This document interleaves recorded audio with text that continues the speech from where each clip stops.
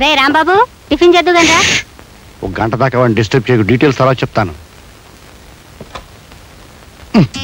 అప్పుడే వచ్చేసాడు useless fellow. కుర్రతనం తొందర ఎక్కువ. టమాటో పచ్చడి స్పెషల్ రా.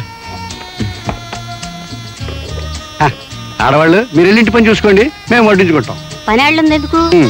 అయితే పని వాళ్ళ పని చూసుకోండి. మీకెందుకు మావయ్య శ్రమ, మేము వడ్డిస్తాంగా. అబ్బా, అఫీషియల్ వ్యవహారాలు మాట్లాడుకున్నప్పుడు రూల్ ప్రకారం ఆడవాళ్ళు ఉండకూడదమ్మా, మీరు వెళ్ళండి. అరే కొడుకు, హైదరాబాద్ ఎందుకు వెళ్ళావురా? ఆఫీస్ పని మీద. అబద్ధాలు ఆడవాళ్ళతో చెప్పాలరా. నీ బుద్ధులతో 50 ఏళ్ళ కిందట పుట్టాను, నిజం చెప్పేయి. లక్ష్మిని చూడాలని వెళ్ళాను. లక్ష్మ ఎలా ఉంది? ఆ అమ్మాయిని ఒక దుర్మార్గుడు మోసం చేశాడు. లక్ష్మి ఇప్పుడు గర్భవతి. పాపం, అంతేరా, ఆడవాళ్ళ జీవితాలు అలాగే ఉంటాయి. వాళ్ళ అమ్మ చనిపోయింది. జానకమ్మ చచ్చిపోయిందా? జానకమ్మ? అదేమిటి అలా ఆశ్చర్యపోతున్నారు? జానకమ్మ మీకు తెలుసా?